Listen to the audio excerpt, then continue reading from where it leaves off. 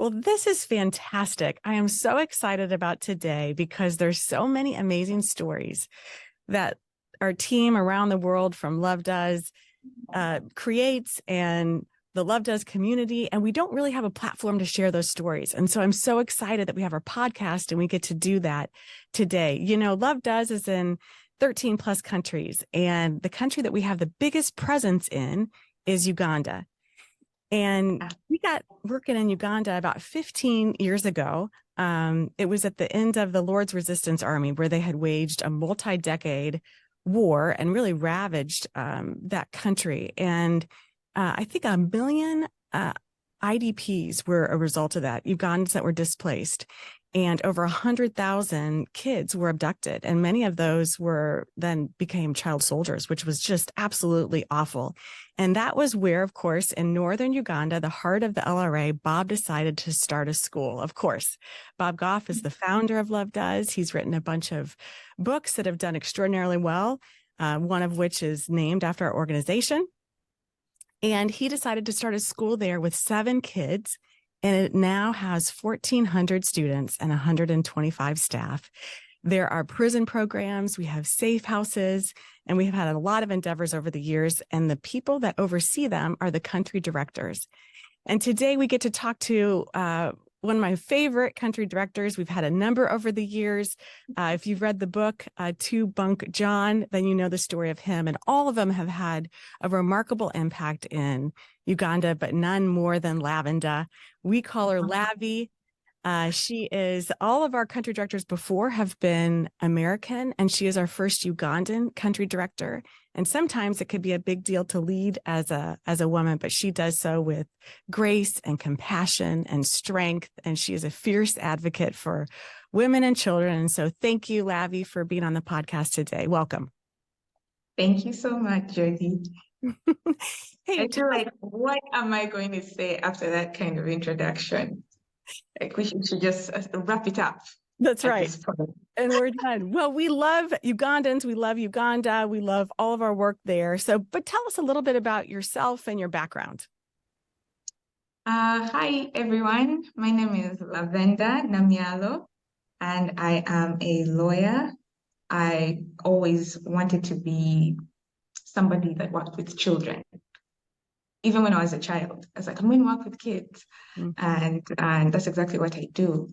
And my background is really refugee protection. And I kind of came with that experience and joined the Love Does team. And I love my job. I'm the country director. I love it. And we're so glad that you said yes. You became the country director right before COVID. And COVID was super difficult, obviously, for everybody. And during that time, our students that were boarding at the school had to leave. And so we took that time to really invest in the school. And we did solar lights, we did drainage, we paved the school. So during rainy season, you're not walking around in mud and all the sidewalks and how that worked. And you oversaw all of that. So describe for us, if somebody were to go on the campus, what would it look like and kind of what is their reaction? It's always shock, like deep shock, because nobody expects that kind of infrastructure that far from the capital, world-class infrastructure. I mean, the facilities alone are world-class. And then when we started to put up the solar lights and the pavers, it just became this incredible place. And then we got the drainage, and that means we actually have no mud at the school. And we don't have to wear boots as we go to work, you know what I mean? And I think the most amazing thing is driving to Restore at night. Let's just say you can't miss the time. You cannot miss it because it happens. Restore just happens, this big, beautiful, bright, in the middle of almost nowhere. And so it's always amazing. People love to come to the campus, and it gives people this sense of hope, and it's everything Restore represents. I love that you said that. You reminded me of a verse on one of our Zooms, and we get to Zoom together every other week or so in the morning with the team there, Godfrey, who's just this beautiful soul. And it often is the highlight of my day. But you reminded me of a verse from Hebrews that hope is the anchor for the soul. And when I think about education, I think about hope. And I think about all those kids who come on that campus. And I don't, if you're a kid, if you're a staff person or you're a community member, I think you walk on that campus and you can't help but feel hopeful. And I think that's super powerful, especially in a developing country. It just speaks to that. And I'm sure you see that then as people walk on. Yeah. In Uganda, a lot. There's a lot of farmers. It's a pretty agricultural country. And recently there was a famine in Karamoja. And we were talking on one of our Zooms, and you were telling me some of the stories that were coming out of that. And actually, the Lavendah community was very responsive and being generous with what was happening there. But you really wanted to get involved there. Why was that? Oh, yeah. Well, actually, Karamoja is just one of the most scenic locations that I have ever had the privilege of going to. It's just beautiful mountain ranges, and you'd imagine what a hike would be like that side. But it's also one of those areas that is deeply affected by um, internal strife, internal civil strife. And it's a semi-arid region, and that already makes it food scarce. But what happened last year when we got involved was that it was just a really bad harvest combined with an extended dry spell and then a drought. And it was the worst drought they had experienced in a very, very long time. And people were dying because they didn't have enough food. Yeah. And my immediate concern was the children. And we went out there and we gathered all this information to make sure that we help in the right way and got all the right partnerships with the state. And we were able to support the main hospital and to support the households of the children receiving treatment for malnutrition. And these statistics are overwhelming because it's like maybe it's 5%, less than 5% of the children there at that time were receiving enough food to have a quality life, less than 5%. And so almost everyone was receiving care for malnutrition, all the children. And that's just why it was so important that we get out there and we help. Yeah. And you did. There are amazing pictures. I think there was a letter of thanks. I think the First Lady was involved at some point too, which just speaks to just your heart and your leadership and what you were able to accomplish there and really still are. But you know, we've got a lot of projects that go on in Uganda, and sometimes we'll get on a Zoom and we're talking about all the different things, and there's a lot. It reminds me, you're the queen of one-liners. I think at one point you said, Jody, I feel like I am walking through hell with a water pistol. Or there's certain projects that are even bigger. And you said it's always the last 5% that make you bleed. You always have a certain way of saying things that just come across in such a different way. I don't know why you remember them though. I know, but I love it. I love it. Because one of the biggest projects that we now are doing is we're creating a university. And we're putting it on the side of our existing school. Our school is called the Restore Leadership Academy. And so we're creating this university. It's huge. They're like, I can feel overwhelmed sometimes because of all of the steps it takes. But then I think you just have to take the next step, right? And you've been remarkable in all the different things as we've begun it. But I remember one of the early meetings, we were talking about what we were going to potentially name this university. And I had talked with Bob. I don't know if you remember this. And Bob said, we don't have to call it Restore University because we have the Restore Leadership Academy on the side of it. And you said, do you remember? Yeah, I do. What did you say? We have to call it Restore University because the schools are Restore Leadership Academy. And that was a play on the Lord's Resistance Army, which is abbreviated as LRA. We are RLA. And so the Restore name has to stand because it represents everything that we've transitioned from and everything that we are going towards. So we have to keep the name. I loved it. I loved it. It was just with that switch of the initials, all of a sudden, what meant really awful things before now means something totally opposite. And that really is because of, in large part the staff and all the generosity of the people that have kind of made this area of the world a really beautiful place now. So I loved that story. I've always remembered that. But why is creating a university going to be so impactful for that area, do you think? Okay, like for one, it will be the first university in that area. So um, it will just set a new pace. The society will not be looked at this as a society that just doesn't have an institution of higher learning of that capacity. That's number one. So it's a first. And then the jobs. We're going to hire everybody. And the thing about the schools is that we have a little bit of everybody from the community working with us. And that has allowed the community to trust us. And it's the same thing with this university coming up, because everything we have done has been for this community. And just like the schools, this will also be for them. And so kids won't have to, go all the way to Kampala, go all the way, to whatever university it is. They can just study really close from home. And that's making education affordable. That's just bringing services to the people. And we're excited. Diapers to doctorate is, I think, how Bob described it.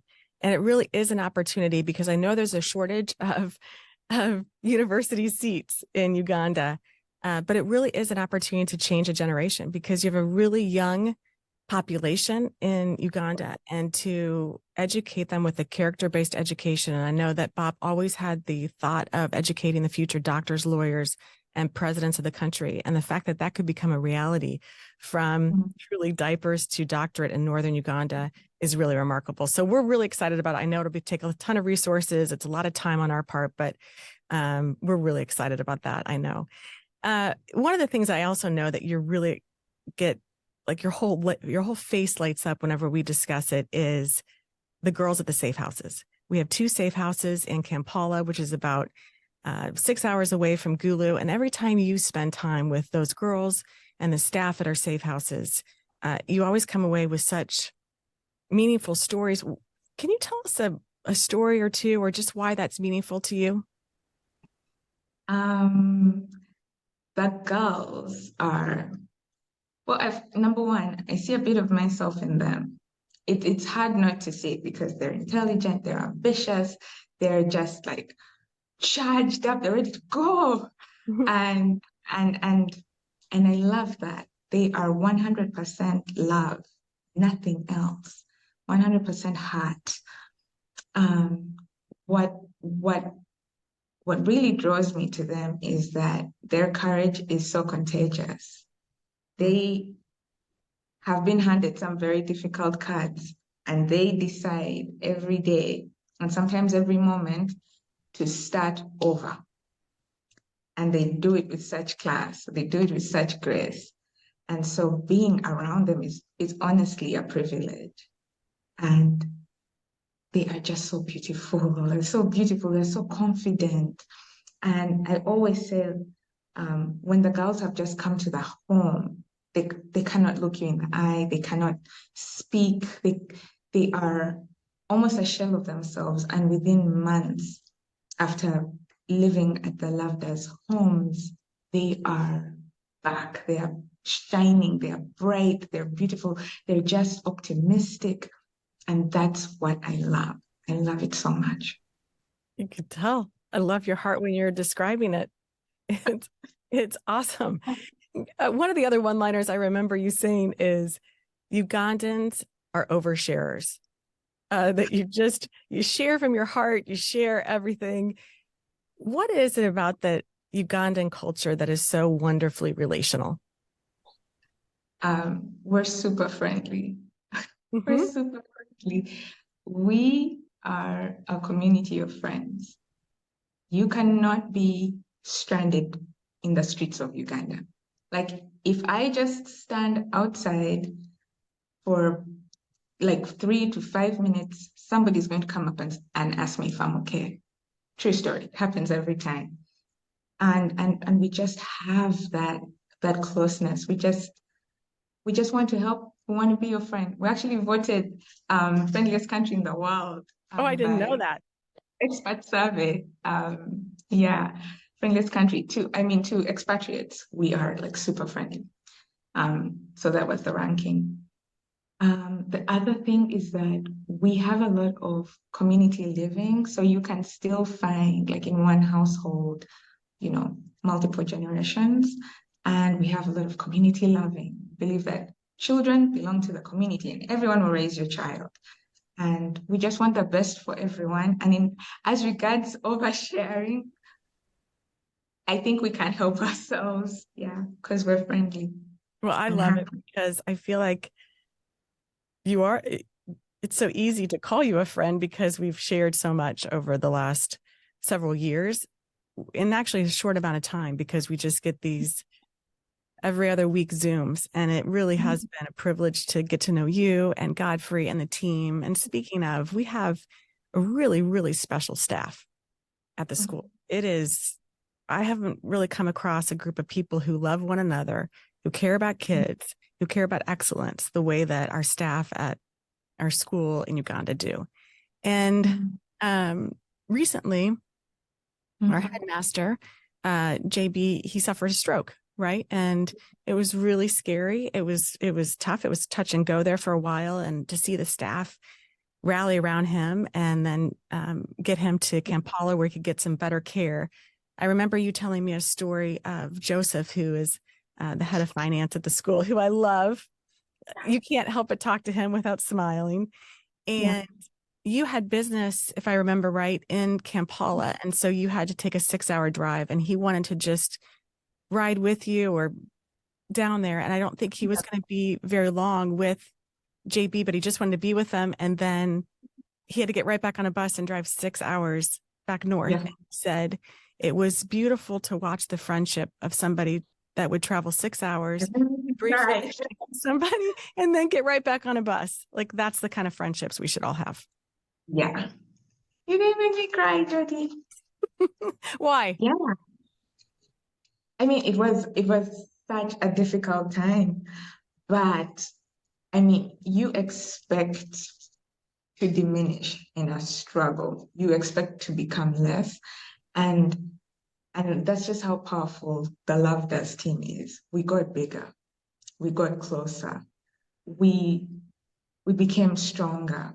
Like the relationships we had before Jebby got ill are nothing compared to after, going through this recovery with him. And moments like that, when I really saw what true friendship means, like 6 hours, he was there, he was at the hospital, and we had just this small window to see Jebby, a very small window. And as soon as that window closed, he was on a bus back to cover for Jebby so that nothing fell. So that when Jebby came back, he wouldn't find this backlog. The team always exceeds every expectation. I love that. Always. And a couple of those staff members are graduates of our launch program, if I remember right. And our launch program is a program, before we are able to create a university, that we select 30 graduates from our school, and then we pay for their university education all over the country. And several of them have come back to the school, right? And remarkable stories. One of the graduates is our lead engineer who's built most of our school. And I think he was orphaned in the war. And then this has really become his family. And talk about now becoming an engineer and really being a partner in a bigger firm. It was really quite a success story. Are there some other launch stories that really stick out to you? Which one doesn't? I mean, when you look at the success we've had with launch, we're now, at 78 kids, and all of those have graduated. Mostly teachers, mostly social workers, mostly We've got engineers, we've got lawyers, we've got a doctor now, we've got IT professionals, we've got one of the biggest numbers is business and finance. So every single story, because the selection process is quite intense. Mm. So whenever we're doing the launch selection process, it's like, get ready. And then the stories are like, okay, so this child doesn't have parents. Or this child is not going to be able to make it if we don't stand in the gap. And this child is, it's over for him or her. It's over. And when we do the selection, and Isaac does a fantastic job helping us, streamline. And then you do the selection, and we sit in our room and we're like, okay, now who's on this list? Who's on this list? And so the selection is so passionate, and that's why the program is so close to everyone's heart. And I feel like launch somewhat is a seed for the university project, because now we get to have our own university, and it's just like that extension of launch in, of course, the biggest way imaginable. It's really encouraging. It's really encouraging. What are you most hopeful for? Are there some things that are, I mean, again, you have so much on your plate, I know, but what are you the most hopeful for within Lavendah's and your country in the next couple of years? That is a wonderful question. I really want to see a community of professionals. And that sounds very basic, but I want to see a dedication to doing excellent work, doing work really well, producing the kind of results that you can hold up and say, I'm really proud of this. I want to see us more united, remove the separation of tribal lines, and as Lavendah continues to grow in this country, I want that spirit of love, that infectious spirit, to just spread out to everybody, to spread out to the kids, that we love the children because they are the future. And then they will be able to replicate everything they have seen. That's kind of what I want. Yeah, that's what I want to see. Ditto. Ditto with what she said, basically. Hey, Lavy, thank you, seriously. When I think about legacy, I think about legacy isn't just leaving something for somebody, some possession. It's really what you leave in them. It's the feeling that you get when you're with that person. And when I think about you, I think of our Zooms. I think about you with the Lavendah staff. I think about how you make girls at the Safe House feel, and students at our Restore Leadership Academy feel, and inmates at our prison programs, and even strangers in Karamoja who needed a meal, and those kids. And I think it's really powerful the way that you've advocated and made them feel seen and celebrated and worthy. And I remember not too long ago, we had somebody from the Lavendah community send us a bunch of encouraging notes that we were going to give the school.